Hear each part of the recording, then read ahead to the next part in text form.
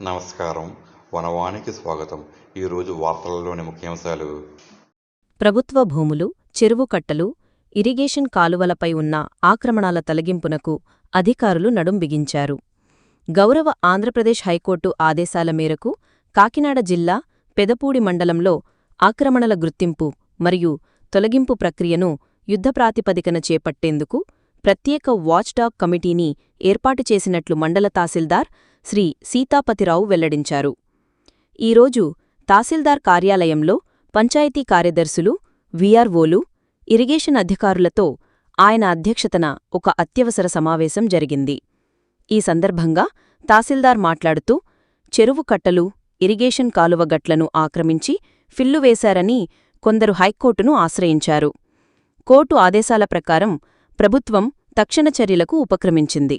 ఇందులో భాగంగా మండల స్థాయిలో వాచ్డాగ్ కమిటీని ఏర్పాటు చేశాం అని తెలిపారు. కమిటీ స్వరూపం మరియు కార్యాచరణ. చైర్మన్ మండల tahsildar Shri Seethapathi Rao, vice chairman deputy MPDO Shri Medapati Satyanarayana Reddy, సభ్యులు ఇరిగేషన్ శాఖ అధికారులు.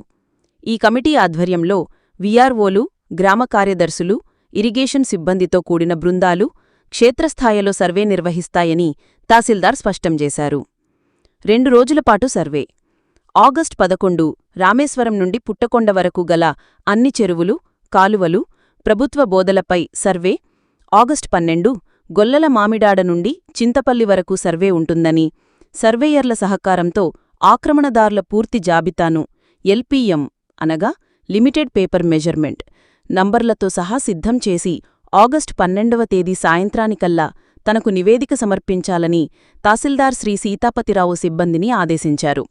ఈ కార్యక్రమానికి deputy MPDO Medapati Satyanarayana Reddy vice చైర్మన్గా పర్యవేక్షణ బాధ్యతలు నిర్వర్తిస్తారని ఆయన తెలిపారు.